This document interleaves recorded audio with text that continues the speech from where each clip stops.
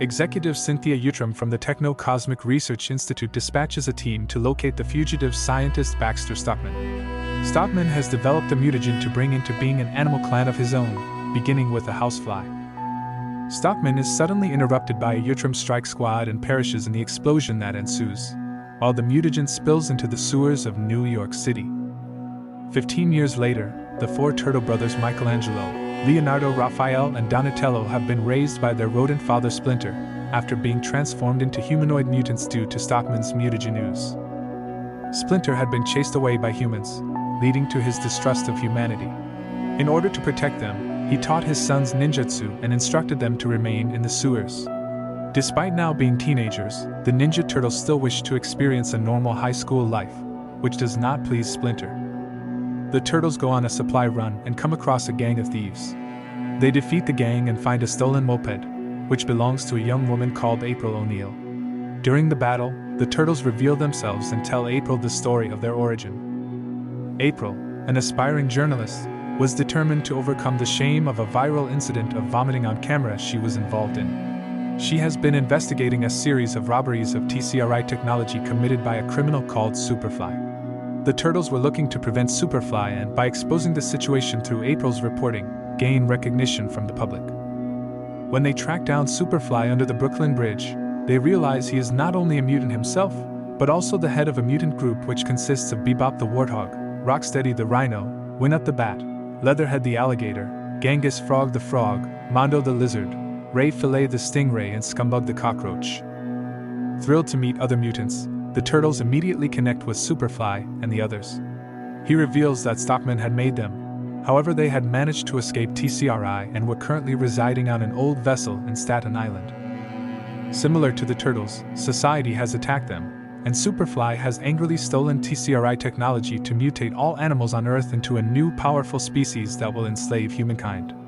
The Turtles attempt to step in, but the gang manages to flee with the device while TCRI is able to trace them and capture the Turtles. When the Turtles awoke at TCRI headquarters, Cynthia informed them they required their blood to make a potent mutagen capable of creating an army of super soldiers to seize control of the world. Immediately, the machine kicked in and the Turtles endured the agonizing process of having their mutagen extracted. April and Splinter rescue the two Turtles as they share their final moments regretting their fate. Splinter scolds his sons for having disobeyed him, and April adds that they had lied. The Rat sternly tells them that they must fix the mess and stay in the sewers, where they belong. At the gang's hideout, Splinter and the Turtles explain to most of them that their desire for control will make them no different than the bad people in the world. United, they then turn their attention to Superfly, who questions why they have changed their stance. Angered, Superfly cries out for his followers to continue listening to him. Splinter realized the mistake he had made and assisted the mutants in shoving Superfly towards the machine, successfully demolishing it. Unfortunately, the ooze amalgamated Superfly with the creatures in the vicinity and formed an enormous, whale-like kaiju that began to assault the city. Splinter admitted his error and expressed his wish not to follow Superfly's steps. The man told his sons that they have a chance to stop the menacing mutant and gain the adoration of the people. April then rang and informed them that there was an antidote on her scooter. Upon arriving at the lake shore, the Turtles and the other mutants attempted to confront the mutant, but ended up being seen as monsters by the public.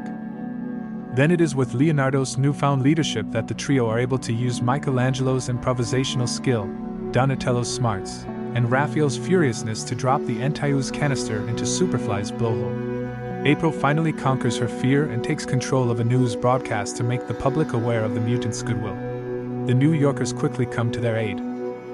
Superfly scooped up the Turtles and began squeezing their shells tightly, Splinter watching in terror. The citizens surrounded him and noticed his connection with the Turtles. Splinter, despite deeply despising humans, pleaded with them to assist him in finding the antidote to the ooze.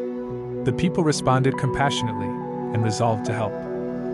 Their actions distract Superfly long enough for the Turtles to escape and hurl the container into him, reverting him back to its original form as a bundle of normal animals. Splinter rejoins the Turtles with April and the mutants, and the city rejoices the victory. Splinter and Scumbug settle underground, and other mutants form a family with them. The Turtles attend April's high school and are welcomed as heroes. A mid-credits scene shows the Turtles enjoying high school life.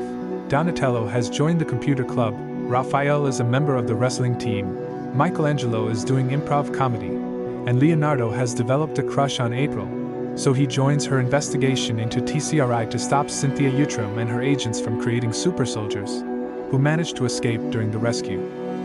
The five turtles are having a great time at the prom, but unbeknownst to them, they are being watched by Utram. He holds Superfly, who was unmutated, captive, and is determined to bring the turtles back into captivity.